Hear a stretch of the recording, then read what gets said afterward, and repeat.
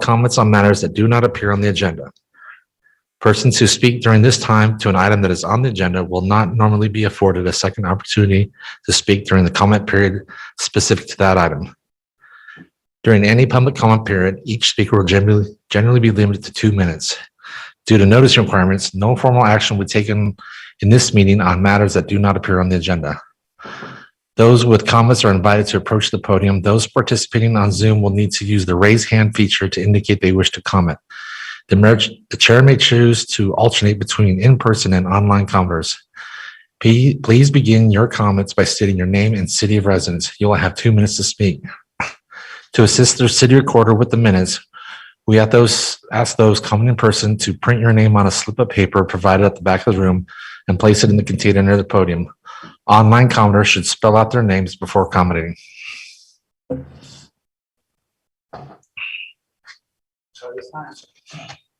At this time, we'll now open it up for public comment.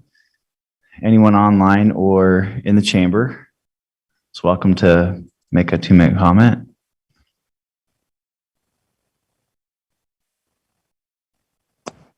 Okay, doesn't look like we have any public comment. Our first action agenda item is a resolution consenting to the appointment of individuals to various boards and commissions.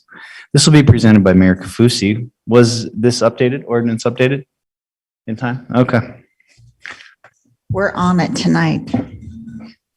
All right, Council Chair Hoban and Vice Chair Hanley and members of the Municipal Council, I am recommending the following appointments to Provo City boards and commissions as indicated below and submit them herewith for the council to advise and consent. The first one is our Arts Council. I would like to nominate Lisa Joy. Lisa has worked in the theater for over 20 years and has designed national commercials. She has also done production design for a feature film and served on the board of directors at Springville Playhouse. I am recommending Lisa be appointed to a 3-year term on the Arts Council ending June 30th, 2025. The second is Michael Cheney. Michael has a degree in music and works in the music industry.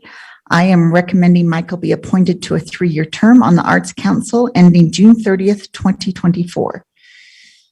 And the third is Mari Harrison. Mari has volunteered at the Museum of Rexburg and has helped run art shows and galleries in Rexburg. I am recommending Mari be appointed to a 3-year term on the Arts Council ending June 30th, 2025. The next board is the Building Inspection Board of Appeals. I am recommending John Gordon. John is a professional engineer and has been in practice for more than 30 years and will be a great asset to the board. I am recommending John be appointed to a 4-year term on the Building Inspection Board of Appeals ending June 30th, 2026. Next, we'll do the Library Board. Jenny Spatafora. Jenny has been a teacher for years and has worked for the Love of Reading campaign. I'm recommending Jenny be appointed to a 3-year term on the Library Board ending June 30th, 2025. Second for the Library Board is Alyssa Hanson. Alyssa was last year's recipient of the Provo Library's Patron of the Year Award and will be a valuable board member. I am recommending Alyssa be appointed to a 3-year term on the Library Board ending June 30th, 2025. Next, we'll do the Housing Authority. Martha Wingate. Martha is a lawyer and was the student manager of BYU's Community Legal Clinic, where she served the community's vulnerable population. I am recommending Martha be appointed to a 4-year term on the Housing Authority ending June 30th, 2026. Now we'll do Parks and Recreation Board. Dan Mitchell. I'm recommending Dan Mitchell. He has a great interest and experience in mountain biking and trails and will be a valuable addition to the board. I am recommending Dan be appointed to serve a 3-year term on the Parks and Recreation Board ending June 30th, 2025. And last is the Planning Commission. Raleen Walleen. Raleen has a background in communication and public relations and will be a great addition to the commission. I am recommending Raleen be appointed to serve a 3-year term on the Planning Commission in seat 6, ending June 30th, 2025. And finally, Andrew South.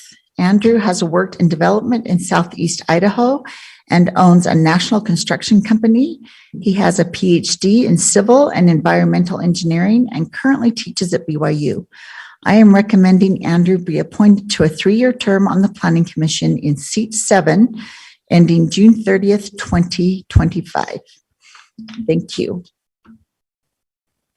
Thank you, Mayor. Elizabeth, was Andrew on the resolution? He wasn't before Monday, but he was added on Monday. Have we got the wrong one on the screen? I think the version Malia has on the screen is the version in SharePoint. The version in OnBase was updated to reflect Andrew South. So that's the version that will get approved and then sent through the approval workflow. Okay, thank you. Thank you, Mayor, for those intros. And it was a pleasure to meet several of those candidates. Okay, so we just need a motion to adopt the resolution consenting to the appointment of individuals to various boards and commissions. I so move. All right, do we have a second? I'll second that. All right, any discussion on the motion? Okay, we'll go ahead and take a roll call vote. Counselor Ellsworth, Yes. Counselor Fillmore, Yes. Counselor Whipple, Yes. Counselor Shipley, Yes. Counselor McKay. Yes. I will vote yes. Counselor Hanley, Yes. that is unanimous. Thank you.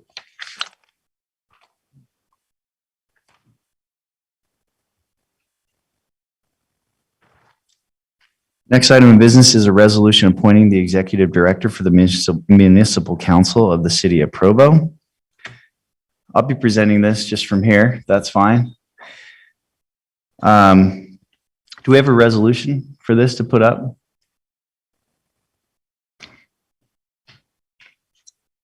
All right, so just many of you, all of you were involved in the hiring process in one way or another. We were sad to lose Cliff Strachan for a great opportunity he had, and then began the process of searching for our executive director. After a pretty extensive search and a pretty extensive interview process and candidate vetting, the decision was made to move forward with Justin Harrison. Justin is currently in the position of Director of Government Affairs at the Las Vegas Metro Chamber of Commerce and has held various positions, leadership positions and government positions previously. Justin is a great candidate, a perfect fit. His wife has roots here in Utah, so they're happy to come home, so to speak. We're very excited to be working with him soon, and getting to meet him and his family.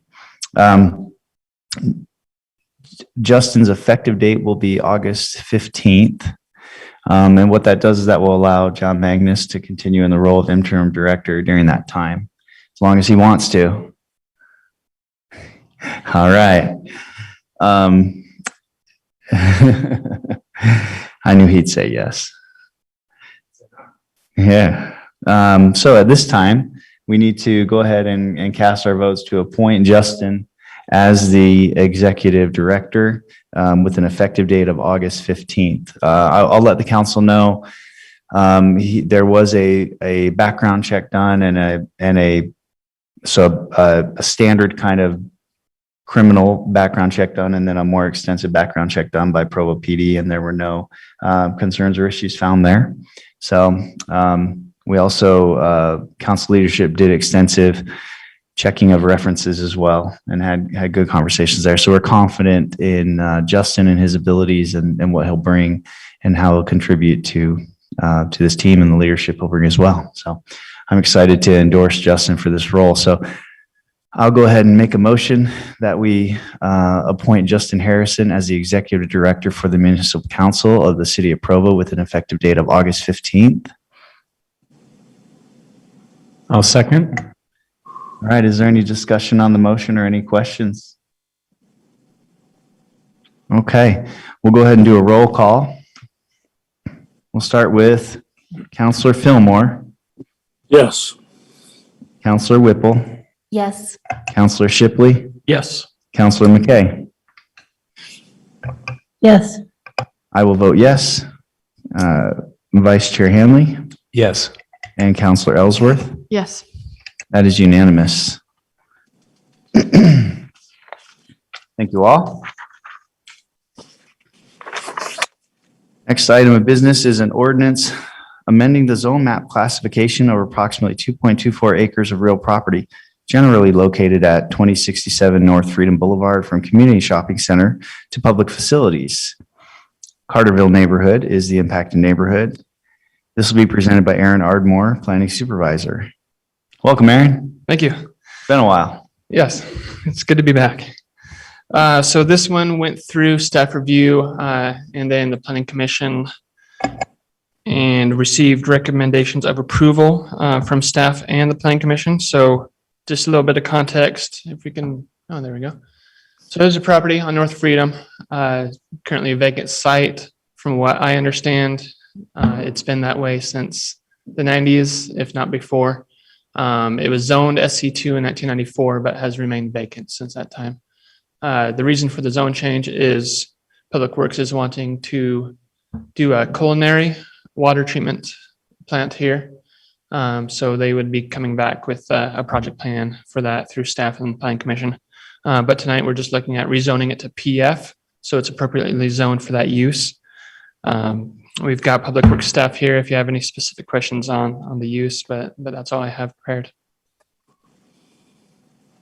I don't think this is required necessarily, but it would be terrific if this site were a model for water-wise landscaping. It's a great idea. I think it's a terrific idea.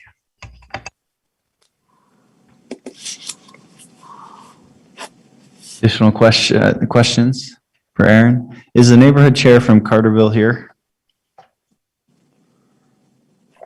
She's not, but I can report. I've received email correspondence from her. She's happy to have this. Wanted to know if she needed to provide any additional support or anything like that. But from what I Okay. understand, is there support behind this? All right, great. We'll now open this item up for public comment. If you're online and wish to comment or in the chamber here, step right up. Okay, no comment in the chamber, and doesn't appear to be anyone else online. So we'll go ahead and close public comment. Bring back to the council. Any discussion? Yeah, my only comment is I hope that with public facilities and with city sites, especially this one, right, let's do our best to make sure that it's water wise and an example of what drought tolerance looks like. Okay, thank you, Councilor Ellsworth. At this time, we'll close discussion and go ahead and call for a vote on the implied motion, starting with Councilor Whipple this time. I'll vote yes.